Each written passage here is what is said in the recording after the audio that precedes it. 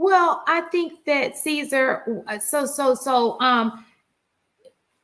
Again, there are a lot of different men, right? And there are a lot of different women. There are some women who are very headstrong. They got to be the one who making the decisions. They got to do a lot of that stuff. And when you get in a relationship with this type of woman, and that person usually shows her face very, very soon in the relationship, is who she is. There's nothing you can do to change who she is. When you're dating, if she does not want to cooperate, if you require cooperation, if you require submission, and this woman is not willing to do that, there's really nothing you can do to make her, because it's just not, she may just not be that type of person, right? But there are women who don't mind submitting. If they trust you, if you've shown great leadership skills, your resume of being a great leader is, on point, and she feels like she can close her eyes and trust you blindly, she doesn't mind. Trust me, I know women, including myself, who would love to just let a man take over. I don't want to have to think. I just let him think. That would be wonderful. Mm-hmm. That would be fine, but that is not. We have to, when we get on these panels and talk to men and women, we have to give information that's going to help the majority of men and the majority of women. Sure. And women do not have the time frame, biology wise, to just play the same game that men are playing, especially with where the numbers are at with the marriage rate. I don't think. Yeah, I don't think they're playing games though. I don't think they are. I think that they just don't like and when a woman loves you, she wants to get married to you. A woman will be across the table with you, meeting you on the first day. Oh, can I marry him? And she'll already have her wedding in her head. Okay. And she'll do anything if you are the guy to bring you on in. If you are not the guy, she's not doing that. Okay. And so with that being said, she's not playing with her time. She's not. I promise you, I don't care if she let's just say she's 25 years old. We always say, oh, they're playing. If she meets the guy she wants, most 25-year-olds in love with somebody.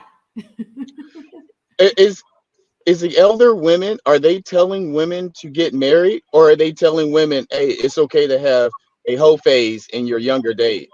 It depends on the village in which that woman is raised. What is the majority? What are the actions that women are taking? What do you mean?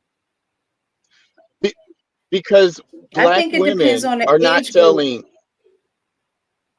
Yeah, but you can't do it when it's too late. Women are saying to have fun when they're in their earlier days. I wasn't told to have fun. Most of my friends married, including Mistaken. And Mistaken knows most of my friends. Most of my friends are married, and they all married in their 20s. That's the majority of the people I know. I'm from Alabama, and it could be because where I'm from, because I'm from Alabama, Montgomery, Alabama, where the family is that's what they do. Most of the people I grew up with are all married.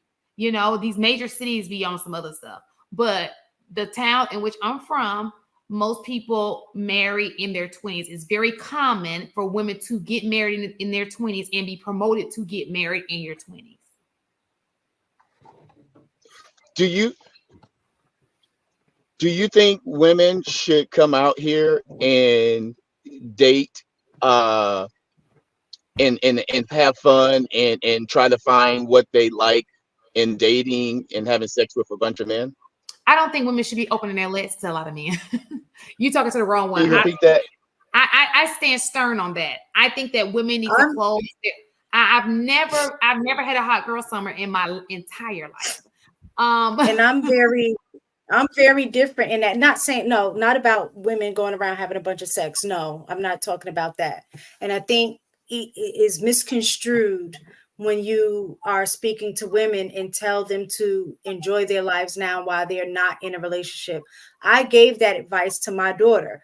That didn't mean it was advice, go sleep around. What I'm saying is you have no responsibilities right now.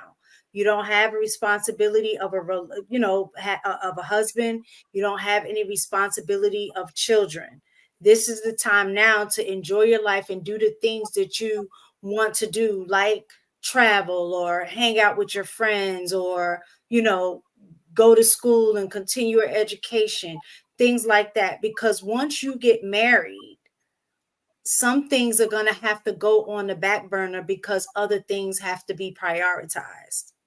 So Now, But that was from where I was saying, but that wasn't inclusive of going to sleep around. And I think that's where things get misconstrued. and I think that this is important to add on, because I've never heard this in my life, unless it happens. If it happens, it doesn't happen often.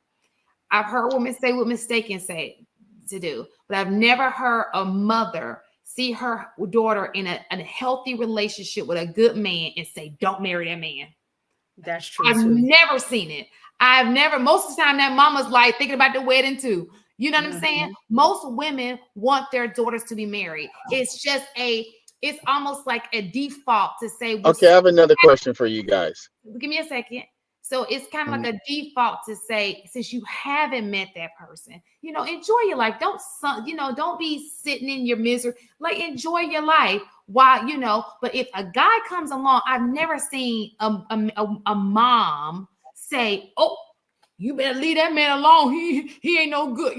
No, if he's a good guy, most want their daughters to be under a good man. Oh, but go ahead. I'm sorry, Caesar.